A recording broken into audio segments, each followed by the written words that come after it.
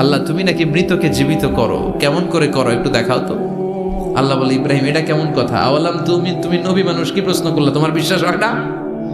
আওয়ালাম তুমিন, বিশ্বাস হয় না? তুমি তো নবী, যেন নবী নও, তুমি খলিল, তোমার বিশ্বাস হয় না? এটা কেমন প্রশ্ন? সাইয়েদনা ইব্রাহিম বললেন, বালা, বিশ্বাস হয়, ওয়ালাকিন লিয়াতমাইন্না কলবি, কিন্তু দেখলে ভাল লাগবে, দেখলে ভাল লাগবে, দেখলে অন্তরটা ঠান্ডা হবে। সুবহানাল্লাহ পড়ে। সাইয়েদনা ইব্রাহিম বললেন, বালা ওয়ালাকিন লিয়াতমাইন্না কলবি, আল্লাহ অবশ্যই বিশ্বাস করি, কিন্তু দেখতে পারলে কলিজাটা ঠান্ডা হয়ে যাবে। বিশ্বনবীর অভ্যাস ছিল ওনার স্ট্যান্ডিং পয়েন্ট উনি ক্লিয়ার করে দিতেন। বুখারীর বর্ণনা, ওনার স্ত্রী আমাদের আম্মা জান সাফিয়া বিনতে হুয়াই ইবনে আখতাব, সাফিয়া বিনতে হুয়াই ইবনে আখতাবকে নিয়ে উনি ইতিকাফ অবস্থায় মসজিদে বসে আছেন। আলো আবছা অন্ধকার। সাফিয়া বিশ্বনবীকে বিদায় দিয়ে বের হয়ে যাবেন। ইন দ্য মিন টাইম বিশ্বনবী দেখলেন দুইজন সাহাবা হেঁটে যাচ্ছে। সাহাবারা হুট করে বিশ্বনবীর দিকে তাকালেন, তাকিয়ে দেখে বিশ্বনবীর সাথে একজন মহিলা নেকাব পরা। দেখেই সাহাবারা মুখটা ঘুরিয়ে দ্রুত চলে যেতে লাগলেন। বিশ্বনবী বললেন, এই আল্লাহ রিসলিকুমা, দাঁড়াও। বুখারীর বর্ণনা। বিশ্বনবী ওখানে গেলেন, যে বললেন, সাহাবারা আসসালামু আলাইকুম। ওয়ালাইকুম আসসালাম। ইন্নাহা উম্মুকুম সাফিয়া, ওই যে পর্দার আড়ালে একটা মহিলার সাথে আমারে বসা দেখছো, এটা তোমাদের মা, আমার স্ত্রী সাফিয়া। সাহাবারা বলে, সুবহানাল্লাহ, ইয়া রাসূলুল্লাহ, আপনি এটার ব্যাখ্যা দিতে এসেছেন কেন আমাদের কাছে? আমরা কি কিছু মনে করেছি নাকি? আপনি কোনো মহিলার সাথে বসা মানে তো আমাদের আম্মা জানের সাথেই বসা। বিশ্বনবী বললেন, না, তোমরা মনে করো নাই, কিন্তু কিছুক্ষণ পর শয়তান তোমাদের হৃদয়ে খুঁতখুঁতানি ঢুকায় দেবে। যাওয়ার সময় মনে মনে ভাববা, কিরে নবী কার লগে বসা? না, আম্মা জানের সাথেই বসা। একটু পরে, আসলে কি আম্মা জানের সাথে বসা, নাকি অন্য কেউ ছিল? না, কেউ ছিল না, নবীর স্ত্রী ছিল। আসলে কি স্ত্রী ছিল না অন্য কেউ ছিল? এই যে খুঁতখুঁতে স্বভাবের একটা ভাব মনের মধ্যে শয়তান ঢুকাই দিতে পারে কি পারে না? এজন্য ক্লিয়ার হয়ে নেবেন। ক্লিয়ার হয়ে নেওয়া সুন্নাত, ক্লিয়ার হয়ে যাওয়া। আল্লাহ, আমি ক্লিয়ার হতে চাই, ক্লিয়ার হওয়া সাইয়েদনা ইব্রাহিমের সুন্নাত। সুবহানাল্লাহ পড়েন। আল্লাহ, কেমন করে মৃতরে জীবিত করো তুমি দেখাও। আল্লাহ বললেন, 4টা পাখিরে টুকরা টুকরা করো, জবাই করো, টুকরা টুকরা করো, পায়ের সাথে মাথা মিশাও, মাথার সাথে কলিজা মিশাও, টুকরা টুকরা করে ওই পাহাড়ের মধ্যে ছিটিয়ে দিয়ে আস। এরপরে এই পাশে এসে সুম্মা দুহুন্না ইয়াতিনাকা সায়া, আমার নামে পাখিগুলারে ডাক দাও। উনি এই পাশে এসে আল্লাহর নামে টুকরো টুকরো করে ছিটিয়ে দিয়ে আসা পাখিগুলোর ডাক দিতে দেরি মুহূর্তে পায়ের সাথে মাথা, মাথার সাথে বডি লেগে জীবিত হয়ে পাখিগুলো দৌড়ে সাইয়েদনা ইব্রাহিমের কাছে চলে এসেছে। আল্লাহর কোরআন সাক্ষী। ইয়াতিনাকা সায়া, এই যে আল্লাহর সাথে উনার কি ডায়ালগ মারছেন, এটা কোরআনে আছে না নাই? বাৎসরিক পূজা অনুষ্ঠানের দিন আসলো। বাৎসরিক পূজা অনুষ্ঠানে সবাই ইব্রাহিমরে ধরছে, ইব্রাহিম চল আমরা পূজা দিতে যাব। সাইয়েদনা ইব্রাহিম ফানাযারা নাযরাতান ফিন নুজুম, তাকালেন আকাশে আর বললেন, ইন্নী সাকিম, আমি যেতে পারবো না, আমি অসুস্থ। আমি কি আসলে সুস্থ ছিলেন? তো অসুস্থ বললেন কেন? কারণ অসুস্থতা 2 ধরনের। চিল্লায় বলেন, একটা শারীরিক আর একটা।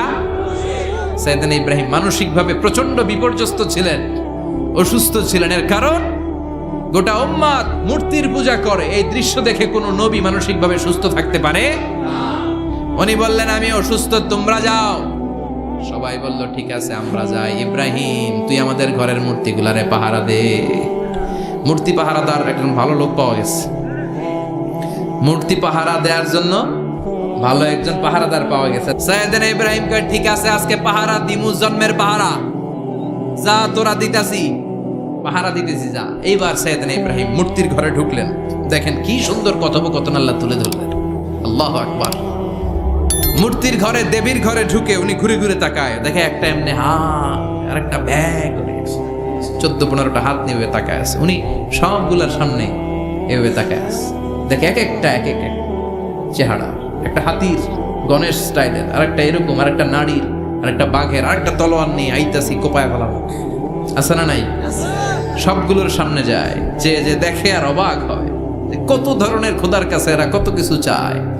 আর যে দেখে প্রত্যেকটার সামনে ডেজার্টস আইটেম, মিষ্টান্ন, এক একটার সামনে রসমলাই, এক একটার সামনে কালো জাম, লাল জাম, রসগোল্লা, চামচাম, দুধ মালাই, মালাই চপ। আছে না নাই? জিব্বে পানি চলে আসছে নাকি?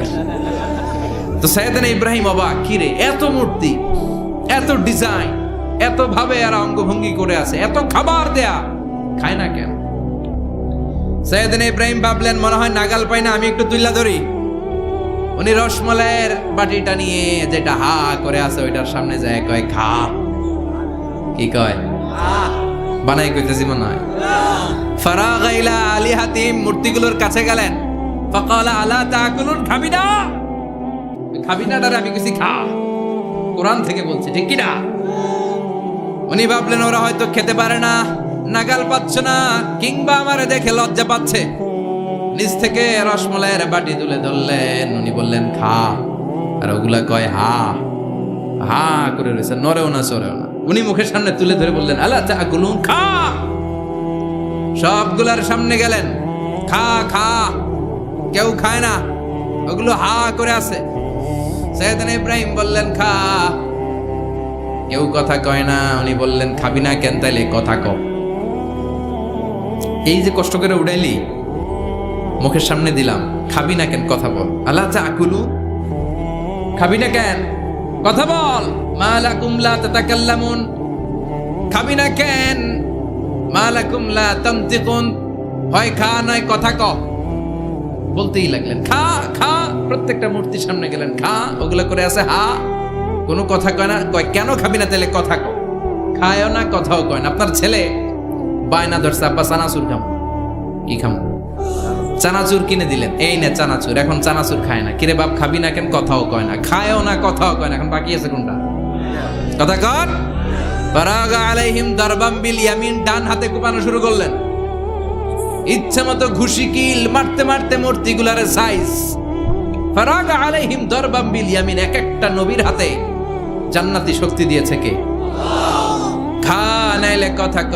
খায় না, কথাও কয় না, বাকি আছে মায়ের। মারতে শুরু করলেন, মারতে মারতে সব শেষ। তারপরে খুঁজে পেলেন একটা কুড়াল। কি পাইলেন?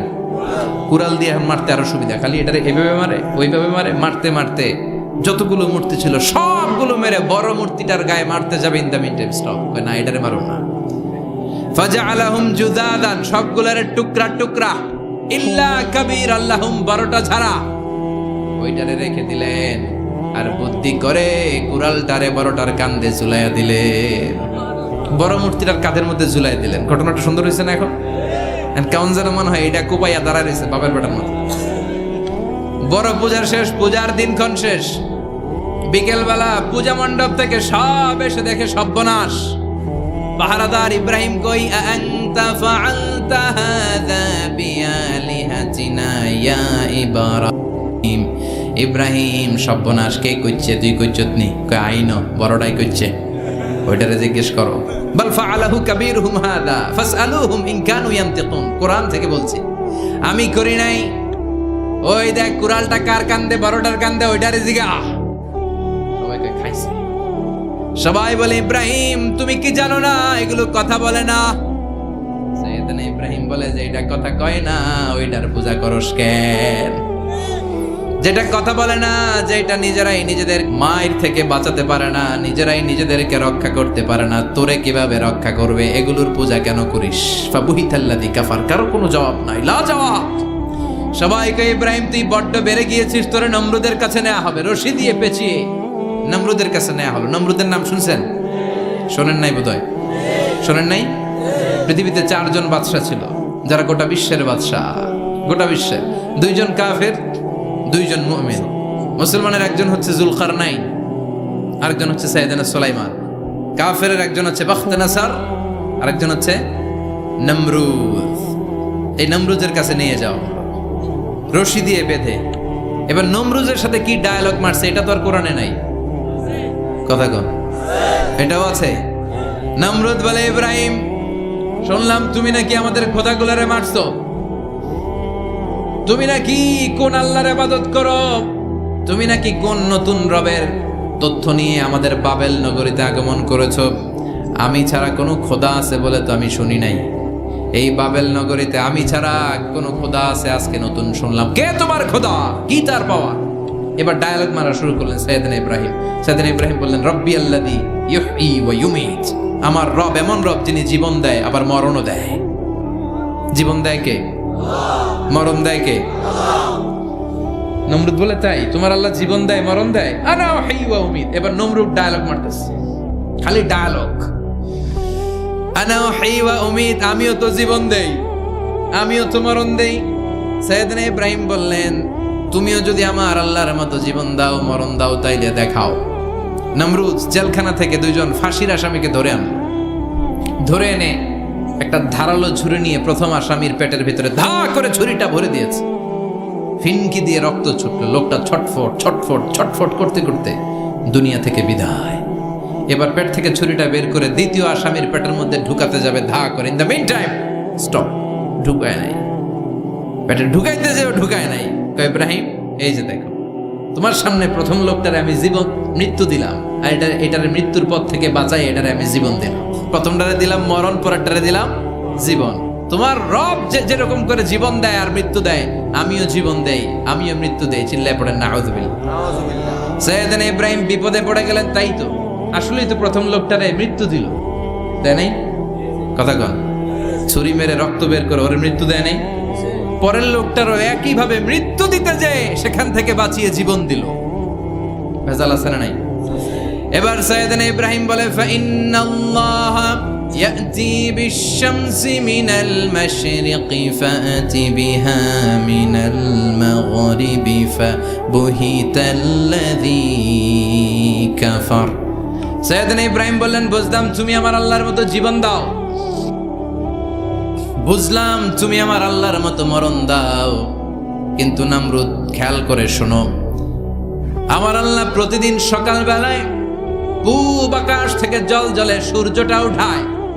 তোমার যদি এরকম কোনো ক্ষমতা থাকে, তুমি আগামীকাল সকাল থেকে পূর্ব দিক থেকে সূর্য না উঠিয়ে পশ্চিম দিক থেকে সূর্যটা উঠাও। ফাবুহিতাল্লাযী কাফার। এবার ধরা খাইছে, এবার জায়গার মধ্যে ধরা, একেবারে স্টপ, লা জবাব। নমরুদের মুখে কোনো জবাব নাই। এবার নমরুদের মেজাজ নরম নাকি গরম? কথা কন। গরম মেজাজ নিয়ে কয়, হাররিকু, এটারে আগুনে জ্বালা, এটারে আগুনে ফেল। নমরুদ বুঝে নাই যে আগুনের মালিক কে। বিশাল আগুনের কুণ্ডলি পাকিয়ে সাইয়েদনা ইব্রাহিমকে আগুনের মধ্যে ফেলে দেয়া হলো। হাতের মধ্যে রশি, পায়ের মধ্যে রশি, সারা দেহের মধ্যে রশি পেঁচিয়ে আগুনের কুণ্ডলিতে ফেলে দেয়া হলো। মুহূর্তের মধ্যে আগুনের প্রজ্বলন শক্তি ওই রশিগুলোকে জ্বালিয়ে পুড়িয়ে ছারখার করে দেয়, কিন্তু সাইয়েদনা ইব্রাহিমের দেহের একটা পশমও জ্বালায় না। যে রশি দিয়ে টাইট করে পাচ্ছে, ওনার দেহের সাথে লাগানো টাচ করা রশি, ওই রশি জ্বলে যায়, কিন্তু সাইয়েদনা ইব্রাহিমের পশম জ্বলে না। চিল্লায় পড়েন আল্লাহু আকবার। মুসার মতো ঈমান হলে রাস্তা হবে সাগর জলে, ইউসুফের মতো ঈমান হলে একে একে দরজা খোলে। সাইয়েদনা ইব্রাহিমের মতন ঈমান যদি আজও থাকে বিদ্যমান, অগ্নিকুণ্ডে দেখতে পাবে খুবসুরতে ফুলবাগান। ঠিক কি না? ওই ঈমানটা দরকার। ওই ঈমান যদি ঈমানের মতো হয়, আগুনের কুণ্ডলকে ফুলবাগান বানিয়ে দিবে কে? সাইয়েদনা ইব্রাহিম বসে রইলেন। নমরুদ কয়, আরো আগুন জ্বালা, এলাকার বড় বড় গাছগুলো, তক্তাগুলো কেটে আগুনের কুণ্ডলিতে ফেল। তক্তা লাকড়িগুলো আগুনের কুণ্ডলিতে ফেলা মাত্র দাউ দাউ করে লাকড়িগুলোকে, তক্তাগুলোকে আগুন জ্বালিয়ে দেয়, কিন্তু সাইয়েদনা ইব্রাহিমকে জ্বালায় না। সুবহানাল্লাহ। আগুনের মালিক কে? ওই আল্লাহ আজও আছে না নাই? তিনি আগুনটা অর্ডার করলেন, সৃষ্টির শুরু থেকে তোকে একটা ধর্ম দিয়েছি, সব জ্বালিয়ে দেয়া, পুড়িয়ে দেয়া, আজকে কয়েকদিনের জন্য তোর ধর্মটাকে আমি স্টপ করে দিলাম। চিল্লায় পড়েন আল্লাহু আকবার। কুলনা ইয়া নারু কুনি বারদান ওয়া সালামান আলা ইব্রাহিম। আল্লাহ বললেন, আগুন খবরদার, আমার ইব্রাহিমের গায়ের যেন পশম না পুড়ে যায়, কারণ ইব্রাহিমের সন্তান হবে ইসমাইল, আর ওই ইসমাইলের বংশে আমি পাঠাবো আখিরি জামানার পয়গাম্বার। ইব্রাহিমের জন্য কিছু না হয়, কোন ইবারদা, ঠান্ডা হয়ে যা, কি হয়ে যা, কিন্তু এত বেশি ঠান্ডা হবি না যাতে ইব্রাহিমের সর্দি না লেগে যায়। সুবহানাল্লাহ। কোন আগুন বলে আপনি বললেন কোন ইবারদা, ঠান্ডা হ, আবার কোন এত ঠান্ডা হবি না যাতে সর্দি না লাগে, কেমন ঠান্ডা হবো? আল্লাহ বললেন, সালামান আলা ইব্রাহিম, সালাম হয়ে যা, শান্তির গুলবাগিচা হয়ে যা, এয়ার কন্ডিশন নাতিশীতোষ্ণ হয়ে যা। চিল্লায় পড়েন আল্লাহু আকবার। 40 দিন ছিলেন এই আগুনের কুণ্ডলিতে, কিচ্ছু হয় নাই। সুবহানাল্লাহ পড়বেন না? শেষ জীবনে উনি ওনার নাতিপুতিদের সাথে গল্পের সময় বলতেন যে আমার জীবনে সবচেয়ে আরামদায়ক সময় কাটিয়েছি আমি নমরুদের আগুনের কুণ্ডুলির ভেতরে থেকে। চিল্লায় এখন সুবহানাল্লাহ। তার মানে পুরো আগুনের কুণ্ডুলির গোলবাগিচা বানিয়ে দিয়েছে কে? ওনার জীবনের শ্রেষ্ঠ সময় নাকি এটা, সবচেয়ে আরামসে নাকি কাটিয়েছে এই আগুনের কুণ্ডুলির ভেতরে। চিল্লায় পড়েন আল্লাহু আকবার। এবার আল্লাহ ডেকে বলেন, নমরুদ অনেক হয়েছে, আর না, অনেক চান্স তোমারে দিছি আমি, অনেক ছাড় দিছি, মাগার ছেড়ে দিব না। আল্লাহ কি দেয়? ছাড় দেয়, ছেড়ে দেয় না। মনে থাকবে, আল্লাহ বলে তোরে মারতে আমার কামান লাগবে না, গোলা লাগবে না, ফেরেশতা লাগবে না, তলোয়ার লাগবে না, নমরুদ তোরে মারবো আমি ল্যাংড়া মশা দিয়া। ফারসালাল্লাহু তাআলা বাউদা, আল বাউদাতু জুনদুম মিন জুনুদিল্লাহ। এই মশাগুলো আল্লাহর সৈনিক। কথা কন, এই মাছিগুলো আল্লাহর সৈনিক, এই সাপ আর ব্যাঙগুলো আল্লাহর সৈনিক, এই বাতাস আল্লাহর সৈনিক, এই মাটি আল্লাহর সৈনিক। মাটি যদি কাঁপাকাঁপি শুরু করে বসে থাকা যাবে? কথা কন। ভূমিকম্প হইলে সব দৌড়াদৌড়ি আছে না নাই? আগুন লাগলে দুর্ঘটনা আছে না নাই? বাতাস যদি 70 থেকে 80 কিলোমিটার বেগে ছুটে আসে দুর্ঘটনা আছে না নাই?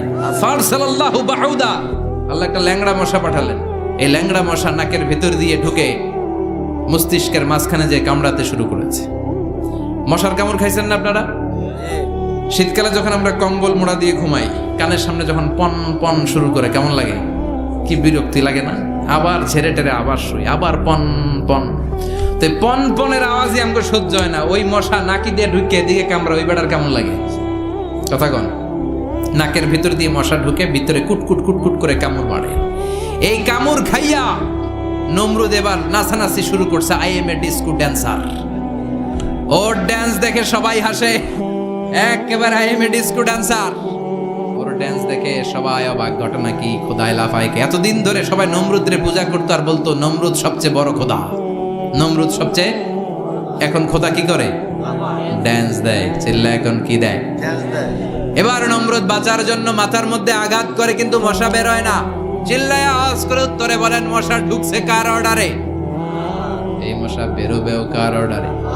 মাথার মধ্যে আঘাত করে ঘুষি মারে, কিল মারে, কিন্তু মশা বের হয় না। এবার আশেপাশের যারা আছে খাদেম খুদ্দাম কয় তোরাও ঘুষি মার। খাদেম খুদ্দাম মনে মনে কয় আজীবন অনেক মারছস, আজকে আমরা মারুম। সুযোগ পায়া কিলের উপর কিল আর ঘুষি। আজীবন অনেক কাজ করাইছিস আমাদেরকে দিয়ে, অনেক জুলুম করেছিস, আজকে সুযোগ পেয়েছে মতো মাইরা লই। খাদেম খুদ্দাম ওরাও কিল ঘুষি। ঘুষাইতে ঘুষাইতে চেহারার মানচিত্র পাল্টাই দিছে, মাগার মশা বের হয় না। এই মশা ঢুকছে কারা দেশে? কথা কন। এই মশাটা যদি বেরোতে হয় অর্ডার লাগবে একজনের। চিৎকার করে বলেন, চিনি কে? নিজেও মারে, বেরোয় না। খাদেম খুদ্দামরা মাথার মধ্যে কিল ঘুষি মারে, বেরোয় না। নমরুদ কয় এবার আমারে জুতা মার। কি মার? আমরা পরি প্লাস্টিকের জুতা, বাটার জুতা, অ্যাপেক্সের জুতা। আগে পড়তো খরমের জুতা। খরমের জুতা বানাই কি দিয়া? কথা কন। এবার কাঠের জুতা দিয়া খাদেম খুদ্দামরা মাথার মধ্যে বাড়ি। পিটাইতে পিটাইতে মাথাটাকে ফাটিয়ে রক্তাক্ত করে জামিনের মধ্যে নমরুদরে শুইয়ে দিয়েছে। আর আল্লাহর সৈনিক সেই বাউদা মশা নাকের ভেতর থেকে শূন্যে উড়াল মেরেছে। চিল্লায় পড়েন আল্লাহু আকবার। তার মানে এত শক্তিশালী হয়েও, গোটা বিশ্বের রাজা হয়েও নমরুদের ক্ষমতা নমরুদরে বাঁচাতে পারে নাই। চিল্লায় বলেন ঠিক কিনা? এজন্য ক্ষমতা কাউরে বাঁচাতে পারে না, দাপট কাউরে বাঁচাতে পারে না, অহংকার কাউরে বাঁচাতে পারে না, সৈন্যবাহিনী কাউরে বাঁচাতে পারে না। বাঁচাতে পারে একজন। চিৎকার করে বলতে হবে, তিনি কে? সাইয়েদনা ইব্রাহিম কমন সেন্স খাটালেন, ওনার বুদ্ধি বিবেক খাটালেন, চিন্তা করলেন, অনুসন্ধান করলেন। করতে করতে করতে উনি মহাসত্যের সন্ধান পেয়েছেন। উনি দেখতেন আশেপাশে চলে মাছের পূজা। আমরা আজান দেখি, মসজিদ দেখি, তাফসির মাহফিল দেখি। উনি দেখেছেন মাছের পূজা। উনি বাইরে দেখেছেন গাছের পূজা। উনি বাজারে দেখেছেন গরুর পূজা। উনি এলাকায় দেখেছেন মূর্তির পূজা।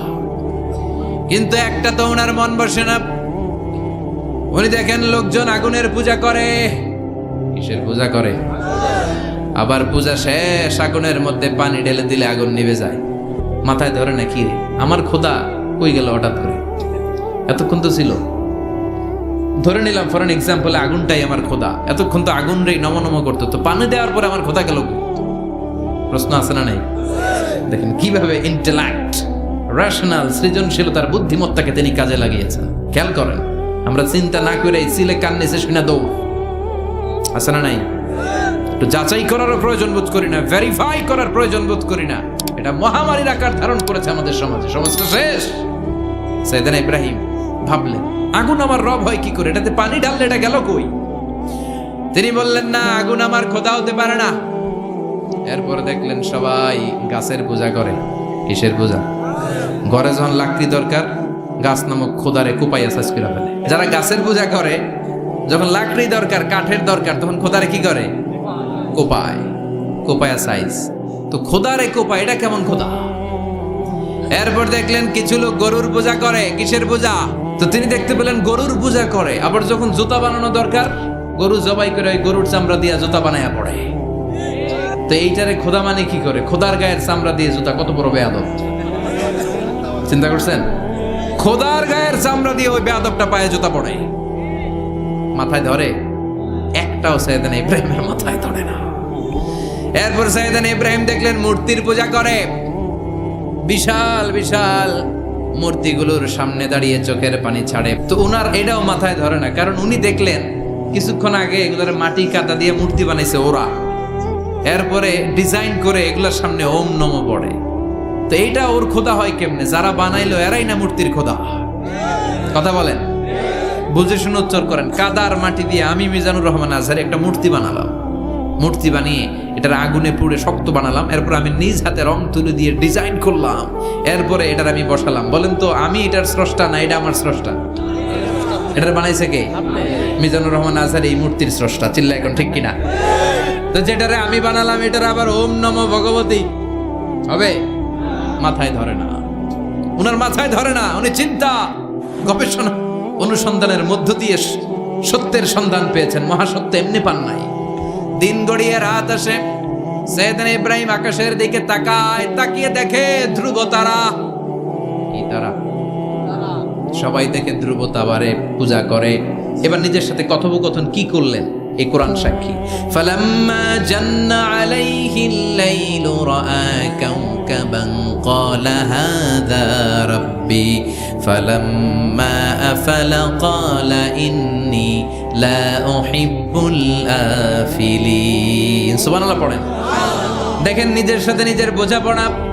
রাত্রিবেলায় যখন ধ্রুব তারা দেখলেন, সবাই পূজা করে, এবার মনে মনে কথা কয়। কেমনে কথা কয়? এই যে শুরু করছিলাম একটু আগে, বললাম না যে মনে মনে কথা আছে না নাই? মনে মনে কথা কয়, কিরে এটা তো সুন্দর, এটাই মনে আমার খোদা। কিছুক্ষণ পর যখন দেখে তারা নাই, কয় না এটা খোদা না, এটা হুদা। এটা কি? খোদাই কি আমার ছেড়ে চলে গেলে চলবে? আমি অসুস্থ হইলে আমার দেখবে কে?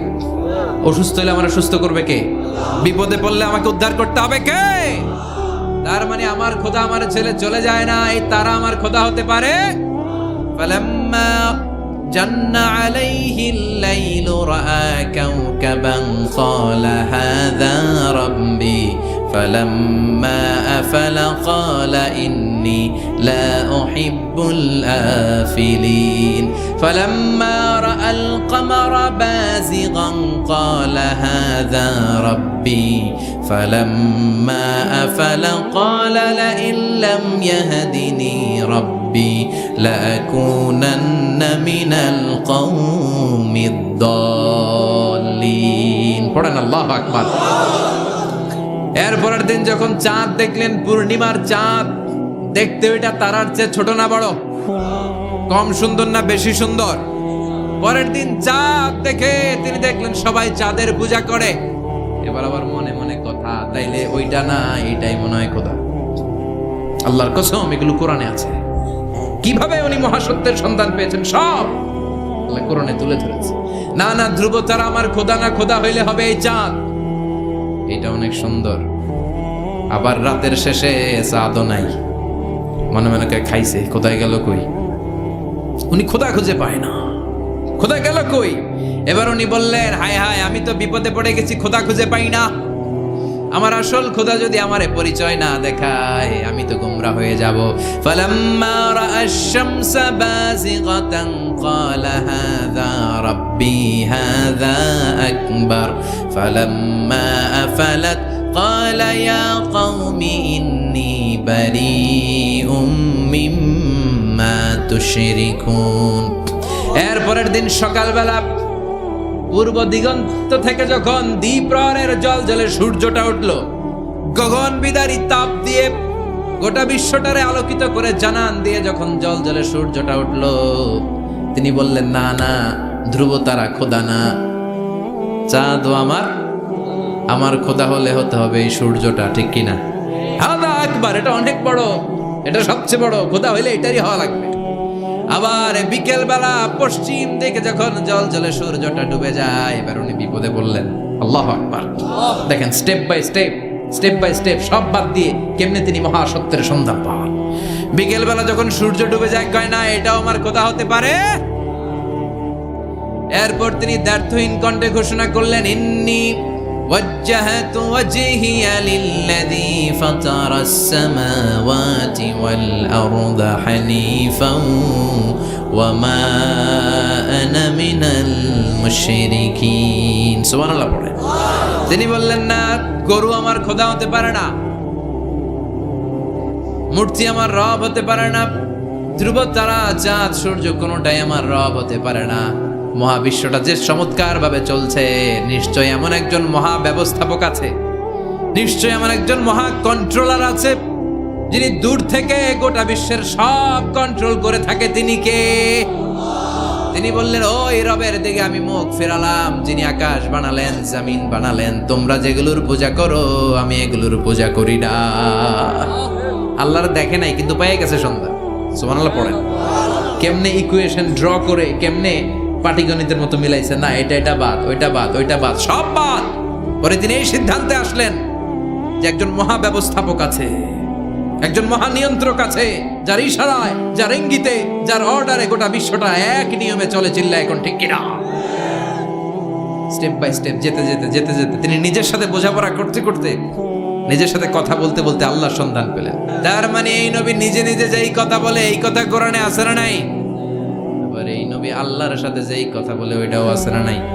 এরপরে উনি ওনার কলিজার টুকরা ছেলে সাইয়েদনা ইসমাইলের সাথে কি ডায়ালগ মারলে, সেটাও কোরআনের ভেতরে আছে না নাই? فلما بلغ معه السعي قال يا بني إني أرى في المنام أني أذبحك فانظر ماذا ترى। তিনি ছেলেরা ডেকে বললেন, ও আমার কলিজার টুকরা ছেলে ইসমাইল, গত রাতে আমি স্বপ্ন দেখেছি যে আমি তোমাকে জবাই করছি। ফাংদুর মাযা তারা, তোমার অভিমত কি, অপিনিয়ন কি জানাও। সুবহানাল্লাহ বলেন। ছেলেরা বললেন, আমি স্বপ্নে দেখেছি তোমারে জবাই করতেছি, তোমার অভিমত কি? আমগরে যদি আমগো আব্বারা কইতাম আমার দেখেন না, বড়ডারে দেখছেন, কথা কন। বড়ডাই কইতো আমার না মাজ্জাডারে দেখছেন, মাজ্জাডারে কইতো ছোটডারে দেখছেন, কথা কন। আমরা এটা কইতাম না? 100% আমরা এরকম উত্তর দিয়ে দিতাম। চিল্লা এখন ঠিক কিনা? কিন্তু সাইয়েদনা ইসমাইল কেমন ছেলে, বাপ কা বেটা সিপাহী কা ঘোড়া, কুছ না হতো থোড়া থোড়া, ঠিক কিনা?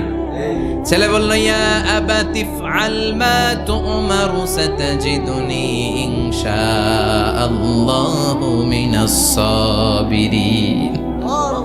কি ছেলে, আমগুডিও বলা, ওইটাও বলা, পার্থক্য আছে না নাই? ছেলে কয়, বাবা আমি তো ডরাই না, আমি ডরাই আমনেরে লইয়া। আমনে ডরান কিনা, আপনি ভয় পেয়ে যান কিনা, ওই টেনশনে আমি আছি। আপনি যে আমার এত মায়া করেন, আপনি যে আমার এত ভালোবাসেন, আমাকে শুইয়ে দিয়ে যে জবাই করবেন, ফিনকে দিয়ে যে রক্ত ছুটবে, আপনি ভয় পেয়ে যান কিনা, ওই ভয় আমি পেয়ে যাই। আমার অন্তরে কোনো ভয় নাই। ইয়া আবাতি ফাআল মা তুমার, বাবা যেমনটা আদিষ্ট হয়েছেন ঠিক তেমন করেন। সাতাজিদুনি ইনশাআল্লাহু মিনাস সাবিরিন, ইনশাআল্লাহ আপনি আমারে ধৈর্যশীল পাবেন। এরকম ছেলে আমাদের ঘরে ঘরে থাকার দরকার আছে না নাই? তার মানে বাপ বেটা কি ডায়ালগ মারছে, কোরআনে তুলে দিল কে? আবার সাইয়েদনা ইব্রাহিম এলাকার লোকদের সাথে কি ডায়ালগ মারলেন, সেটাও কোরআনে আছে না নাই? তিনি বললেন, মা হাযিহি তামাসিলুল্লাতী আনতুম লাহা আকিফুন। ও এলাকার লোকেরা, নিজের হাতে মূর্তি বানিয়ে মাথাটাকে নিচু করে ওম নমো ভগবতী কেন পড়ো? কেন? ক্বালু ওয়াজাদনা আবানা লাহা আবিদিন। দেখেন, কনভারসেশন কি এক পক্ষের হয়? কথোপকথন করতে হলে কয় পক্ষ লাগে? উনি বললেন, এই মূর্তিগুলোর সামনে তোরা মাথা নত করে দাঁড়িয়ে থাকিস কেন? তারা বলল, ওয়াজাদনা আবানা লাহা আবিদিন, আমরা আমাদের বাপ দাদাদেরকে দেখছি এরকম করতে, এজন্য আমরাও করি। সাইয়েদনা ইব্রাহিম বললেন লাকাদ কুনতুম আনতুম ওয়া আবাকুম ফি দালালিম মুবিন। তোরাও শেষ, তোকে বাপ দাদারাও শেষ, তোদের বাপ দাদারাও গোল্লায়, তোরাও গোল্লায়। চিল্লাই কোন ঠিক কিনা? সাইয়েদনা ইব্রাহিমের সবগুলো কথা কোথায় কি ডায়ালগ মারলেন, আল্লাহর কাছে এত ভালো লেগেছে, আল্লাহর কোরআনের ভেতরে তুলে দিয়েছে কে? আবার তিনি যতগুলো দোয়া জীবনে করেছেন সব কবুল করেছে কে? তিনি দোয়া করলেন রাব্বি জাআলনি মুকিমাস সালাতি ওয়া মিন যুররিয়াতি রাব্বানা ওয়া তাকাব্বাল দুআ। তিনি দোয়া করলেন আল্লাহ রাব্বি জাআলনি মুকিমাস সালাত, আল্লাহ আপনি আমার নামাজ কায়েমকারী বানান। কি কায়েমকারী? তার মানে নামাজ পড়লে সবাই মিলে পড়তে হবে, ঠিক কিনা? নামাজ কায়েমকারী বানান, আমার সন্তান ইসমাইলের নামাজ কায়েমকারী বানান। আমার দোয়াটা কবুল করেন। কবুল করে নিল কে? আবার বললেন আল্লাহ মক্কার নিরাপদ বানান। কবুল করলো কে? আবার বললেন ওয়াবা'আস ফীহিম রাসূলা, আল্লাহ এই শহরে একজন নবী পাঠান। কবুল করলো কে? যত দোয়া করছে সব কবুল করে নিল কে?